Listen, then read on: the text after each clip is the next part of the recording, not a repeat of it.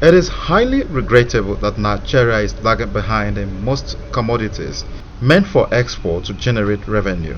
Unfortunately, this wasn't the case before oil boom. Though Nigeria accounts for over 60% of sheep butter around the globe, it is not mapped as sheep producing nation.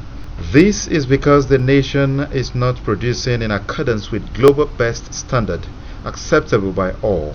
That is why all the stakeholders are gathered here at the behest of the Federal Ministry of Industry, Trade and Investment to brainstorm on a draft national Shea policy. The policy is expected to be all-encompassing from seedling gestation period to production and export. The federal government says it is unacceptable for a big player like Nigeria to be at the position it is in terms of global shea production.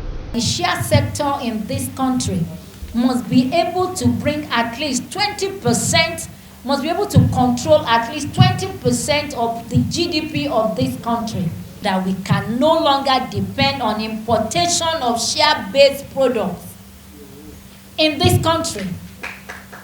We got to bring the shea-based products, we got to produce them, and we got to have the revenue for this country. The soap, the vegetable oil, the cosmetic products, everything must be done within this country. Enough is enough.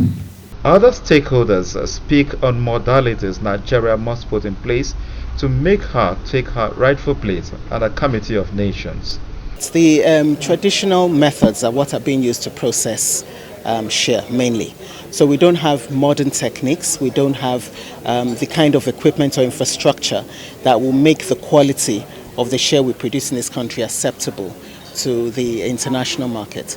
There's standardization issues, there's certification issues. So until all those are addressed, shea unfortunately is not acceptable to the international and global markets, and that's that's mainly the things that are impeding our products being acceptable. I think that we have to start from the collection, organize the women into cooperatives and incentivize them to be able to collect more. That is the first step. Second step is to make sure that when that is collected, the quality is improved, and then we increase, the competitiveness of the industry in a way that allows Nigerians to participate in the trade. The draft policy document for value addition, which is expected to be worked upon, was presented.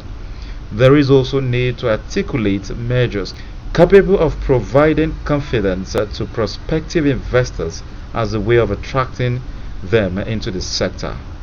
Gabriel Kuma, ITV News, Abuja.